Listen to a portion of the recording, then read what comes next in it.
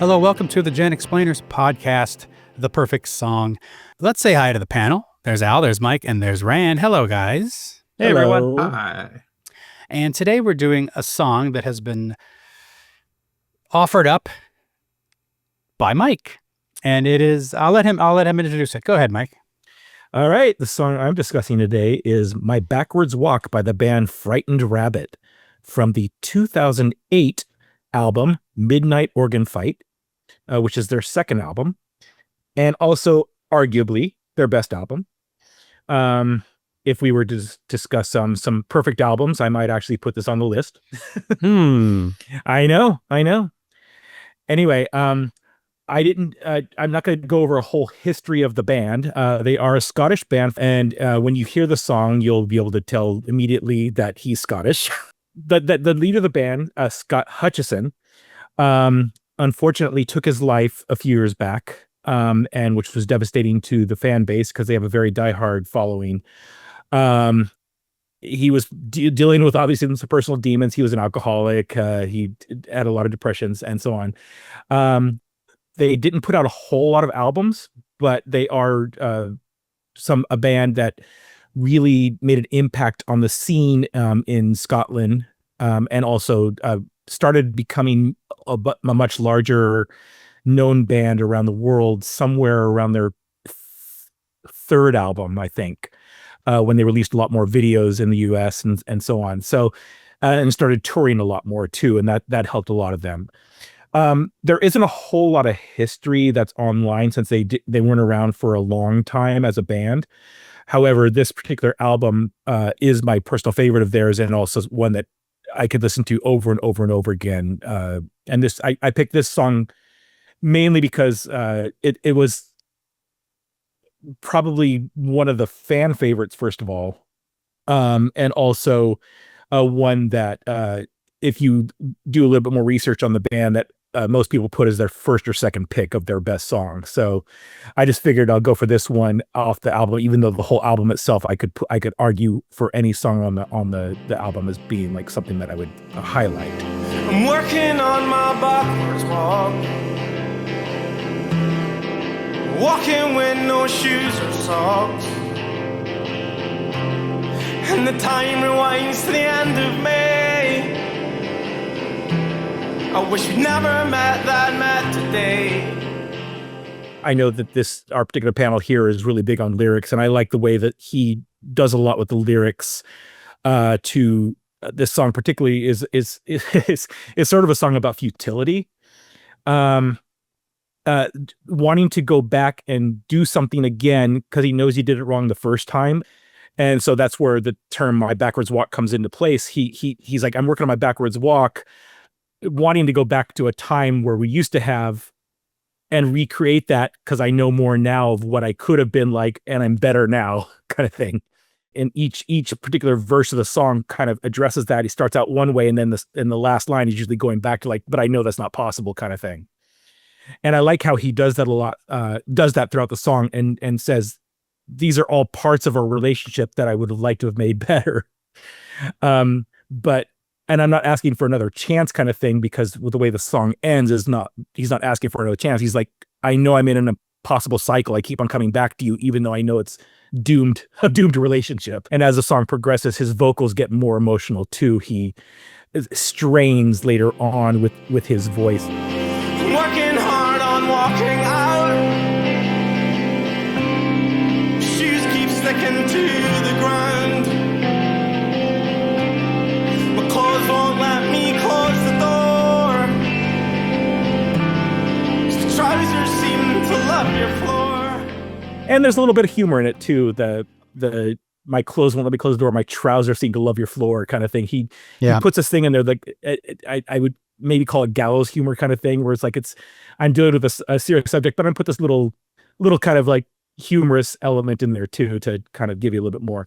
Yeah. But it is a song that is somebody who's on a quest for, I think, self-improvement, and he realizes that he's doing that, and he also, even in the song, says he can't do it on his own too. He kind of wants to do it with this person. But it's still a declining and impossible relationship. And he knows that even though he ends up going back to them, at the end of the song kind of thing. Yeah, and I also think the title, My Backwards Walk, you were mentioning how it's, he's walking back his thought process to say, oh, what could I have done better? But it's also like him coming back every time is his backwards walk, Yeah. Yep. So it works on a couple levels. And my notes, my history as far as Frightened Rabbit goes is I may have heard one other song by them because you had mentioned them a couple times, how much you liked them. And Yeah. I hadn't really listened to them. So this song was the first time I listened to this song ever for the podcast. So that's my quote history with it. I just heard it the first time, played it 4 or 5 times. I just took some notes on it. I like the song a lot. So let me throw it over to Al real quick and see what he thinks. Had you heard this song before, Al? My history with the song goes all the way back to last night, and the several times that I listened to it, but I took notes, very good notes. And so there isn't a lot for me to say other than my analysis of it. So, okay. Like Matt, I'm going to mostly hold it because I had actually never heard Frightened Rabbit before. I know Mike had mentioned them a couple of times, and I thought I'd heard them, but I was confusing them with a different band. So I started listening to this going like, this doesn't sound like them at all. And then I realized I had never heard them before. You were thinking of Bad Bunny, weren't you? As usual, yes. Okay. How about you, Rand? I have a kind of a deep history, but very limited. Frightened Rabbit has always been a band that I've wanted to get into more, and I have this album in my collection. I don't listen to it very much. My brother really got into them and told me about them, and I listened to a couple of their later albums, but I've never really taken a deep dive. I had a chance to see them live when I was in Toronto once and did not take it, and now I regret that because they're not out there playing anymore. So, that's my history of the band, and it was really great in the last week to go back and go, oh, here's this song that I've had in my collection as part of an album, and like reintroduce me to it really, and I really enjoyed hearing it. So thank you, Mike, for picking this song and letting me revisit my catalog. So with that in mind, go ahead and get deep into like this song, your reaction listening to it now. Yeah. So this checks a lot of boxes for me. It's stupid how many Scottish bands I love. For such a small country, it's ridiculous. And the Frightened Rabbit fits into that category.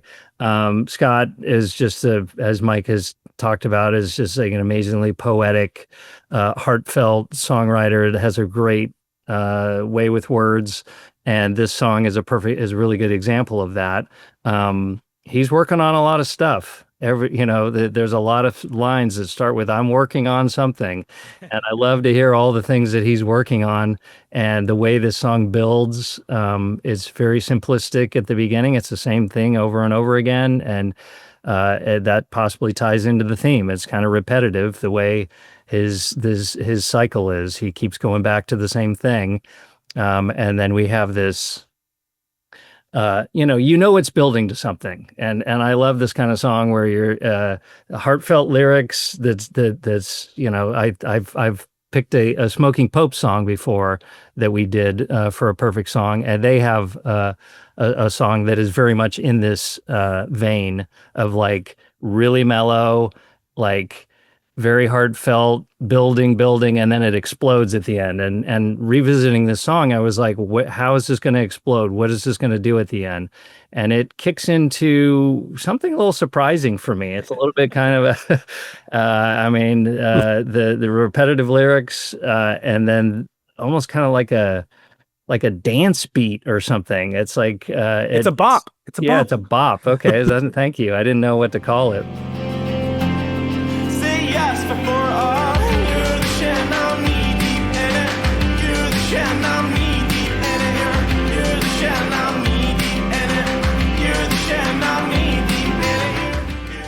Yeah, it surprised me a little bit, and honestly, I'm not sure exactly whether it's satisfying for me. So that's, I like what it does. I like the fact that it builds and goes to something. Now, what it went to, maybe it didn't work for me, but I think it's a pretty great song, and I look forward to going back and diving into the rest of the Frightened Rabbit catalog after this.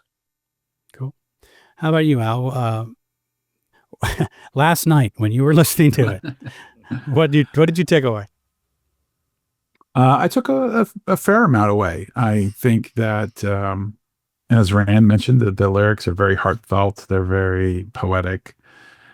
I think sort of, and Mike kind of references, there's a fragility to his singing that matches the fragility of his self in this song, and almost a plaintive quality. What grabbed me the most actually was the music. This is a song that builds over time, and it builds in a way of adding layers of instrumentation. And so the stuff that you hear at the beginning is there at the end, but it's kind of mixed down a little bit because each time something new comes in, that takes the forefront. And in my notes, I have written like the foreground becomes the background, like walking backwards.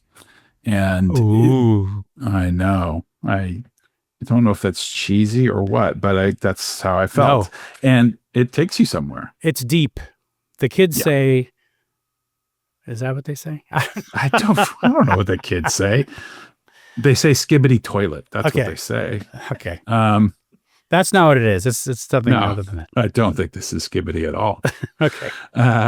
So I think it's a beautiful song, and it has a lot of impact. And I'm also going to chime in on that last bit with the drums, the drum machine bop at the end. The first time I heard it, I was like, really? Because this was so beautiful. And then this thing comes in and it ruins it. But on my 4th, 5th, 6th listen to the song last night, I was like, well, but in a way, isn't that what this is about? So I also have kind of like mixed feelings about how that song ends, but I also think it maybe works in a way that I didn't appreciate at first. Okay. You need to listen to it about 5 more times tonight, I think. Okay. You can make a decision. All right. So we'll just how about right now? Go ahead and do it right now, because we can wait. All right. I know you haven't said anything, Matt, but I do on that last part of the song, I do feel like it does fit in the theme of the song, like Alan was saying, because usually a lot of songs start out with like in a happy place and goes to a sad place.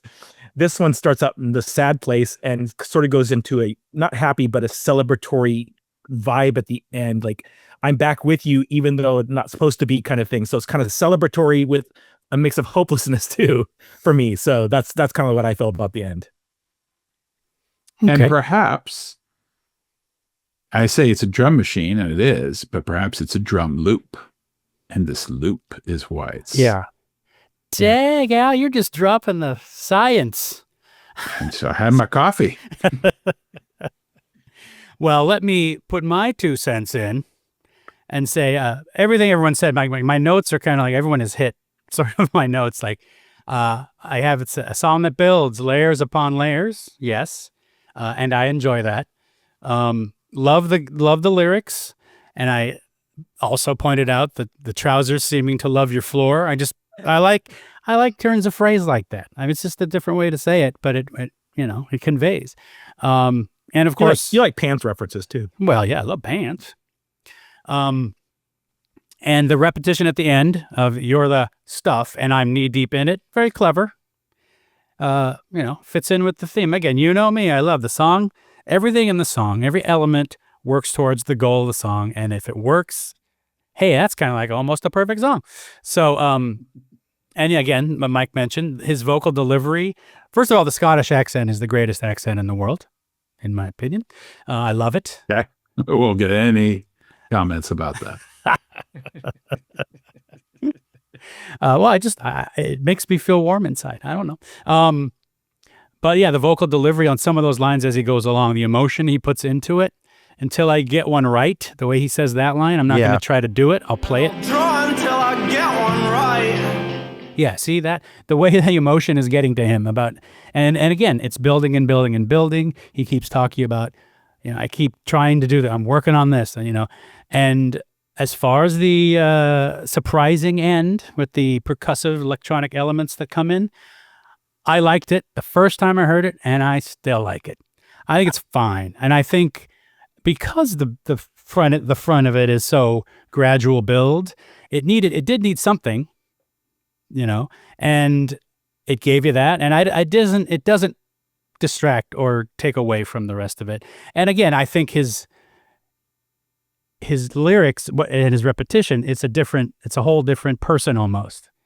His thoughts on the whole situation are like, hey, I'm knee deep in it, and you're the stuff, and it's kind of conveying the whole idea of the song. It's like, you're great, but I'm stuck here. Yeah. He's almost powerless, and it's frustrated by him having no way to get beyond where he needs to be. He needs to get beyond where he is, and he can't seem to do it. Yeah, it's like he's continually saying, I'm working on this. I'm going to go back to this time and see what I can do right. And he ends the verse with like resignation. It's like, well, there's no way I'm getting over this. It's like, it's kind of futile, and you can't back it up, If I can point out a couple more things that I forgot I wanted to mention. So something that I read is that when Scott first started writing songs, he was listening to a lot of Americana, kind of like American folk music, but modern stuff like Wilco. And I'm going to pronounce this very distinctly, Ryan Adams.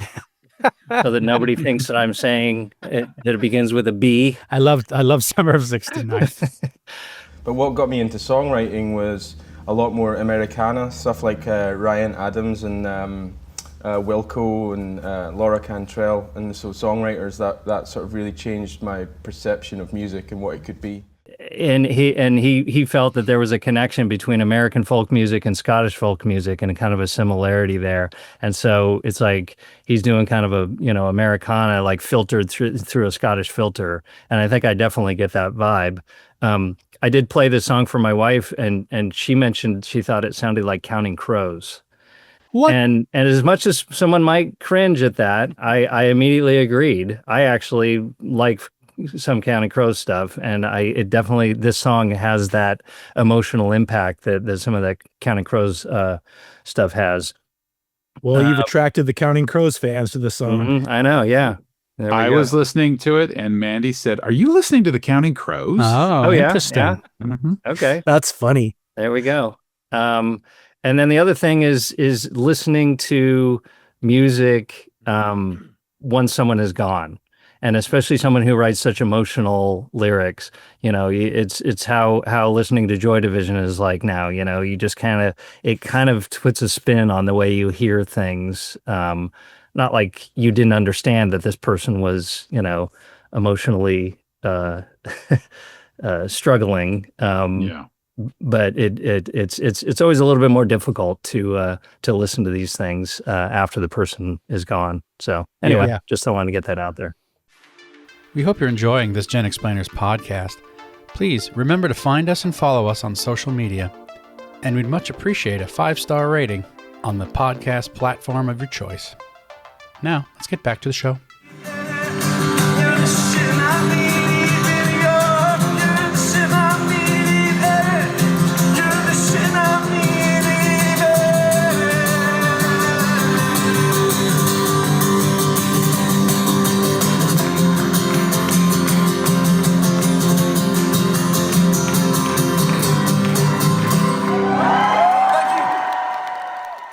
All right, so why don't we vote on this thing, Mike? You go ahead and start since you brought it. Oh, I'm voting a definite yes. Definite yes. I just think that as I mentioned earlier, I think the whole album itself works on all levels, but this particular song really fulfills everything that the group does and is about, and what Scott tried to do is with his lyrics and everything else, and I think everything about it is great. Even the boppy ending. All right. I'll go next because again, I had not heard this song at all before. And, I had no idea what to expect. And I was in the car, which is not the best way to do it. But the first time I listened to it, I was in the car. And it really grabbed me, to be honest. I had to turn it way up because it was kind of quiet in the beginning. So then when it hit that last part, it was like, and then I started speeding. No. But I am going to say yes. I think it is. And I didn't. It's funny. I would assume that I would go back and forth on this one, but in a way, it's sort of because it grabbed me so much. And then when I got headphones on at home and listened to it again, I heard the layering and I heard the construction of the song and the way it built, and I said, "Yeah, this is working for me." So I do vote yes. There you go. How about Al? Yes. Oh, okay. Whoa. There you go. All right. I said what I had to say, and I think it's perfect. There you go. Okay. All right, Rand. I like a lot about this song, Bravo. Okay. but I think not surprisingly, you've heard what I think about the ending, and I just want the ending to be a little bit different. It for some reason it does not work for me, and there is, there's a lot to like in it. I like the lyrics, I like the emotion, I like the songs, the structure of the music, but that ending just kind of takes me out a little bit, and I can't get past it, and so that's the deal breaker for me. So I'm gonna say no. Yeah. It is a lot out of left field. I mean, it was surprising to me as well, and I was like, when it happened, right when it happened, I'm like, whoa, what the? And I was like, very like, what the hell are they doing? But somehow, for me, it hit me okay. So that's completely. And I will. Yeah. I'll just say, like, if I had voted no, it would have been for the exact same reason. Yeah. I wasn't sure about Al's vote. I thought maybe he was going to say no, but He didn't keep us in surprised you. suspense. instead he just yelled yes. It was direct. All right. Well, there you go. Thanks, Mike, for bringing that. That's My Backwards Walk by Frightened Rabbit. And certainly check out this band. I'm going to listen to more, I think. Yeah. It's three-quarters perfect. 3/4 perfect. Just don't have Rand around. But make sure you listen to this entire album is like the album to start with, and then get into the rest of The their stuff. Midnight Organ Fight. Which is a great title. Name of the album. I love that title. Because it starts out with Modern Leper, which is also a song I almost decided to bring instead of this. Too one, late. But I know, but I which I also thought was is such a great song. But this one is more accessible, I think, to a lot of people. Sure. All right. Thank you, panel, and make sure you like and subscribe. Did I say that already? If not, like and subscribe. Say it again. Thanks. Say bye, everybody. All right. Goodbye. Bye.